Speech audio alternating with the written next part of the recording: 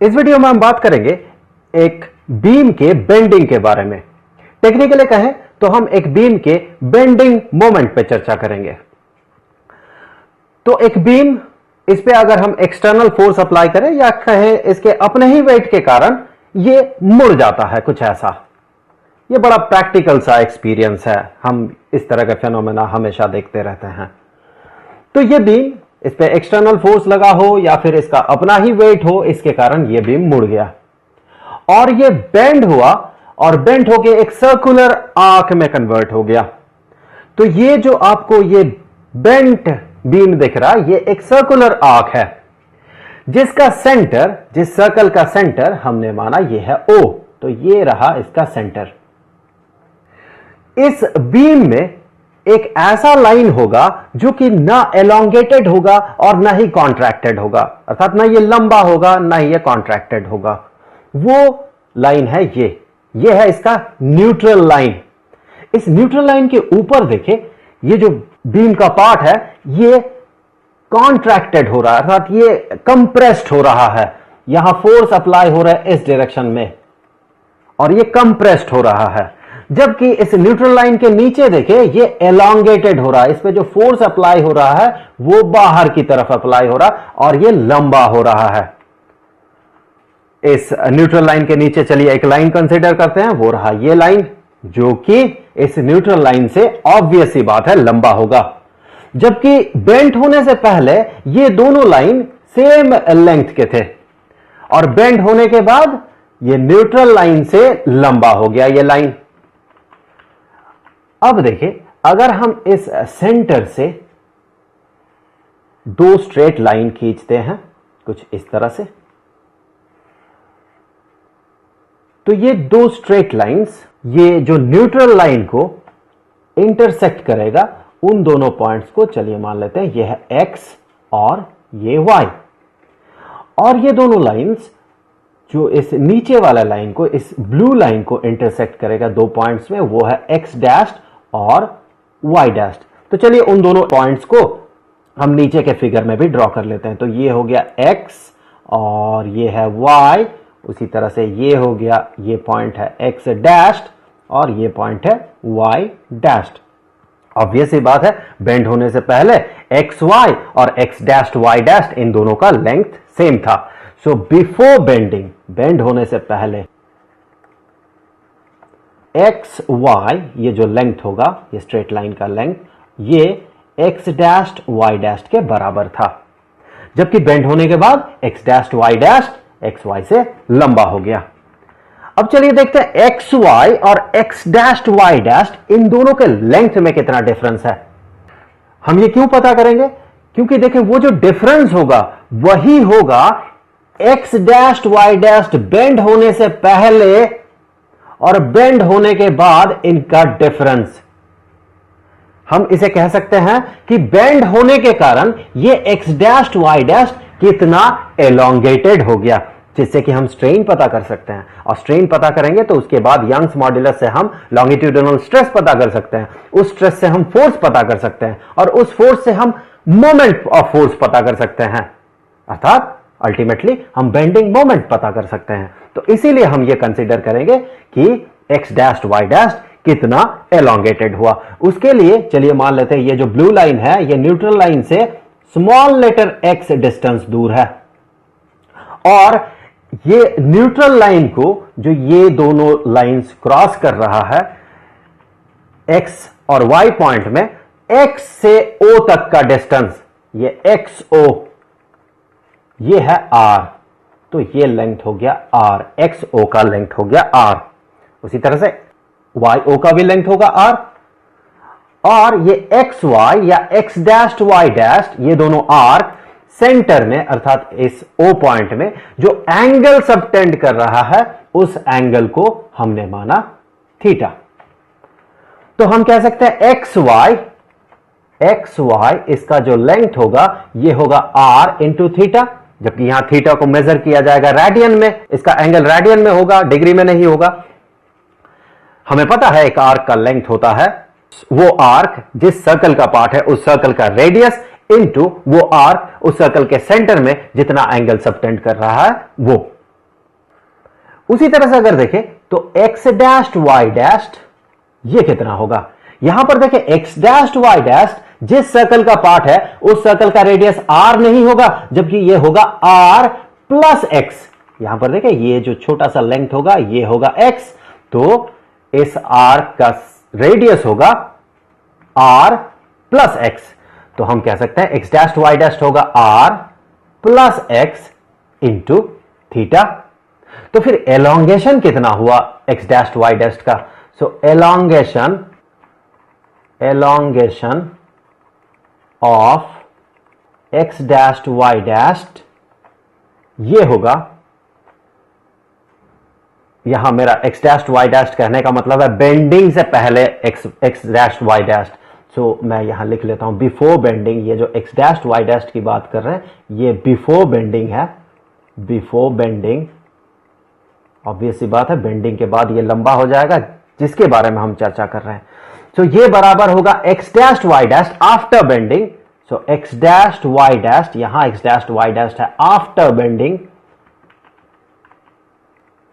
Minus x dashed y dashed before bending. तो x dashed y dashed कितना लंबा हुआ? बेंडिंग के बाद इसका लेंथ जो होगा माइनस बेंडिंग से पहले इसका जो लेंथ था। तो बेंडिंग से पहले इसका जो लेंथ था ये xy के बराबर था, और यहां पर देखिए ये xy ये एलोंगेटेड नहीं हुआ क्योंकि ये आर्क न्यूट्रल लाइन का पार्ट है। सो हम यहां पर x dashed y dashed before bending के जगह हम इसे xy कह सकते हैं, जो कि ना तो एलोंगेटेड हुआ ना कॉन्ट्रैक्टेड हुआ। सो यहां x डैश्ड y डैश्ड को, तो यहां मैं सिर्फ एलोंगेशन कह रहा हूं, यहां पर एलोंगेशन, यह है elongation of x dashed y dashed, ये एलोंगेशन ये बराबर होगा x dashed y dashed after bending, जो कि होगा r plus x into theta. So r plus x into theta minus xy, जो कि है r थीटा के बराबर, माइनस r थीटा। तो ये हो जाएगा r theta plus x theta minus r theta. तो ये बन गया x इंटू थीटा। तो देखिए स्ट्रेन कितना होगा? यहां पर ये x डैश्ड y डैश्ड में जो स्ट्रेन क्रिएटेड हो रहा, ऑब्वियस सी बात है इसका लेंथ बढ़ रहा तो इसमें स्ट्रेन क्रिएट हो रहा, तो ये स्ट्रेन कितना होगा? तो यहां पर स्ट्रेन, हम जिस स्ट्रेन की बात कर रहे हैं वो है x डैश्ड y डैश्ड का, ये स्ट्रेन होगा चेंज इन डायमेंशन अर्थात चेंज इन लेंथ। तो चेंज इन लेंथ है x theta divided by original dimension, अर्थात बेंडिंग से पहले इसका लेंथ जो था, बेंडिंग से पहले इसका लेंथ xy के लेंथ के बराबर था, तो ये हो गया r थीटा। और यहां पर जिस स्ट्रेन की बात हम कर रहे हैं ये स्ट्रेन है लॉन्गिट्यूडिनल स्ट्रेन, ये है लॉन्गिट्यूडिनल स्ट्रेन। अब देखिए जैसे कि हमें पता है कि stress is equal to Young's modulus किसी भी मटेरियल का इनटू स्ट्रेन, क्योंकि यंग्स मॉड्यूलस होता है longitudinal stress divided by longitudinal strain. तो हम कह सकते हैं लॉन्गिट्यूडिनल स्ट्रेस ये होगा Young's modulus into longitudinal strain. तो ये जो स्ट्रेस है ये भी लॉन्गिट्यूडिनल स्ट्रेस है। सो इसे हम कह सकते हैं लॉन्गिट्यूडिनल स्ट्रेस को कि ये बराबर होगा यंग्स मॉड्यूलस इस मटेरियल का, जिस मटेरियल से ये बीम बना हुआ है, इनटू ये स्ट्रेन, जो कि देखें ये बराबर होगा x डिवाइडेड बाय r के। ये दोनों न्यूमरेटर और डिनोमिनेटर से थीटा कैंसल आउट हो जाएंगे। So Young's modulus into x divided by r ये होगा लॉन्गिट्यूडिनल स्ट्रेस। अब हम क्या करते हैं, यहां पर एक क्रॉस सेक्शन कंसीडर करते हैं। तो ये रहा वो क्रॉस सेक्शन। सो यहां पर कंसीडर करें क्रॉस सेक्शन कुछ ऐसा, ये रहा वो क्रॉस सेक्शन कुछ ऐसा। इस क्रॉस सेक्शन में इस ब्लू लाइन पे अगर हम एक छोटा सा एरिया कंसीडर करते हैं कुछ ऐसा, तो इसे हम ड्रॉ कर लेते हैं। यहां पर ये रहा वो क्रॉस सेक्शन और यहां पर ये रहा न्यूट्रल लाइन और यहां पर रहा उसके नीचे ये ब्लू लाइन जो कि एलोंगेटेड हो रहा। हम इस क्रॉस सेक्शनल एरिया की बात कर रहे हैं। सो यहां पर इस ब्लू लाइन के ऊपर अगर हम एक छोटा सा एरिया कंसीडर करते हैं, ये रहा वो छोटा सा एरिया जिसका डायमेंशन है या जिसका मैग्नीट्यूड है dA। तो देखिए यहां पर इस ब्लू लाइन में हर जगह पे यहां पर ये ब्लू लाइन को अगर हम एक्सटेंड करते हैं, ये कुछ ऐसे क्रॉस करेगा इसे, इस क्रॉस सेक्शनल एरिया को। इस ब्लू लाइन के हर एक पॉइंट में जो स्ट्रेस है उसका मैग्नीट्यूड है ये, और वहां पर हमने एक छोटा सा एरिया कंसीडर किया dA। तो इस छोटे से एरिया में जो फोर्स अप्लाई होगा, यहां पर देखिए यहां एक फोर्स अप्लाई होगा इस छोटे से dA एरिया में, बाहर की तरफ एक फोर्स अप्लाई होगा। चूंकि एरिया भी बहुत छोटा है तो इस फोर्स को हम कहेंगे dF। ये छोटा सा फोर्स इस dA एरिया में जो बाहर की तरफ एक्ट करेगा, ये फोर्स ऑन dA, जिसे हम डिनोट कर रहे हैं dF से, ये बराबर होगा, हमें पता है फोर्स बराबर होता है स्ट्रेस इनटू एरिया के, क्योंकि स्ट्रेस होता है इक्विवेलेंट टू प्रेशर। ये होगा स्ट्रेस जो कि है Young's modulus into x divided by r into वो छोटा सा एरिया dA। तो इतना फोर्स अप्लाई होगा इस छोटे से एरिया में, dA एरिया में। अब अगर इस न्यूट्रल लाइन के ऊपर कोई आप एरिया कंसीडर करें, एक छोटा सा एरिया, फॉर एग्जांपल ये, यहां पर जो फोर्स अप्लाई होगा वो बाहर की तरफ नहीं होगा, वो होगा अंदर की तरफ। अर्थात यहां पर देखिए दो फोर्सेस एक्ट कर रहे हैं और दोनों का डायरेक्शन कुछ ऐसा है कि ये एक मोमेंट ऑफ फोर्स क्रिएट कर रहा है, या फिर कहें कपल क्रिएट कर रहा है। तो हम यहां पर इस फोर्स का मोमेंट कंसीडर कर सकते हैं। इस फोर्स का मोमेंट हम क्यों कंसीडर करेंगे? क्योंकि हमें टोटल बेंडिंग मोमेंट कंसीडर करना है। यहां पर इस फोर्स का जो मोमेंट होगा, moment of force, moment of force ये बराबर किसके होगा? देखें, मोमेंट ऑफ फोर्स होता है एक फोर्स का मैग्नीट्यूड इनटू उस फोर्स का उस नेचुरल एक्सिस से परपेंडिकुलर डिस्टेंस। तो यहां पर देखिए ये होगा वो नेचुरल एक्सिस, ये न्यूट्रल जो लाइन है वही होगा नेचुरल एक्सिस, क्योंकि उसके दोनों तरफ जो फोर्स अप्लाई हो रहा है उनका डायरेक्शन ऐसा है कि वो कपल क्रिएट कर रहा है, और इस न्यूट्रल लाइन पे कोई भी फोर्स अप्लाई नहीं हो रहा, तो यहां पर ये न्यूट्रल लाइन ही होगा एक्सिस। और इस न्यूट्रल लाइन से इस dA का डिस्टेंस वही होगा जो कि इस न्यूट्रल लाइन से इस ब्लू लाइन का डिस्टेंस है, और वो डिस्टेंस है कितना? वो डिस्टेंस है x। तो हम कह सकते हैं मोमेंट ऑफ फोर्स जो कि इस छोटे से एरिया में अप्लाइड हो रहा, वो मोमेंट ऑफ फोर्स बराबर होगा dF इंटू x के। तो इसे हम ऐसे भी लिख सकते हैं कि ये होगा y into x square divided by r into dA। यहां पर देखिए y into x divided by r into x, तो ये बन गया y into x square divided by r into dA। ये हो गया मोमेंट ऑफ फोर्स किस पे? इस छोटे से एरिया पे, dA एरिया पे। टोटल मोमेंट ऑफ फोर्स ये कितना होगा? टोटल मोमेंट ऑफ फोर्स इस पूरे क्रॉस सेक्शन में कंसीडर करें तो बहुत सारे ऐसे dA हमें मिलेगा, छोटे छोटे एरियाज। तो सब पे लगे हुए मोमेंट ऑफ फोर्स को अगर हम ऐड करें तो हमें मिलेगा total moment of force, total moment of force, जिसे हम कह सकते हैं बेंडिंग मोमेंट। तो यही होता है बेंडिंग मोमेंट, बेंडिंग मोमेंट। ये बेंडिंग मोमेंट ये होगा कितना, या फिर कहे टोटल मोमेंट ऑफ फोर्स होगा कितना? टोटल मोमेंट ऑफ फोर्स होगा ऐसे जितने भी छोटे छोटे मोमेंट ऑफ फोर्सेस हमें मिलेंगे उनका समेशन। तो ये टोटल मोमेंट ऑफ फोर्स, इसे हम कह सकते हैं कि ये बराबर है ऐसे सारे मोमेंट ऑफ फोर्सेस के समेशन। तो y x square divided by r into dA, इनका समेशन, जितने भी पॉसिबल ऐसे मोमेंट ऑफ फोर्सेस हैं।